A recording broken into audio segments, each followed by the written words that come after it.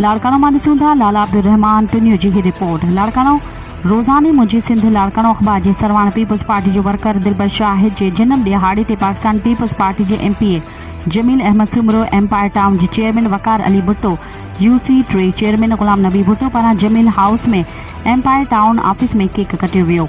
जॾहिं पंहिंजनि दोस्तनि Pakistan people's party UC3 information secretary Ibrahim Dahani ऐं वर्कर्स शिराज मुग़री, एम गफ़ार मीरानी, इस्माइल सांगी, फयाज सांगी, कामरान अब्बासी, रमीज़ अब्बासी गजी होटल में पिणु केक कटियो।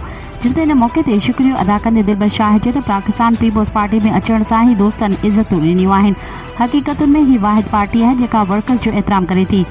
मां PB जे वर्कर्स ऐं पंहिंजे नंढड़नि भाइरनि शिराज मुग़री, इस्माइल सांगी, इब्राहिम डाहानी, एम गफ़ार मीरानी, कामरान अब्बासी, फयाज सांगी, रमीज़ अब्बासी जो ऐं पंहिंजी क़यादत Jamil Ahmed Soomro, MPA Larkana Waqar Ali Bhutto, empire town chairman ऐं UC3 जे चेयरमैन गुलाम नबी भुट्टो जे मोहबतनि जो एहसान मंद आहियां। जिते इन मौक़े ते दोस्तनि गुलदस्तो पिणु पेश कयो।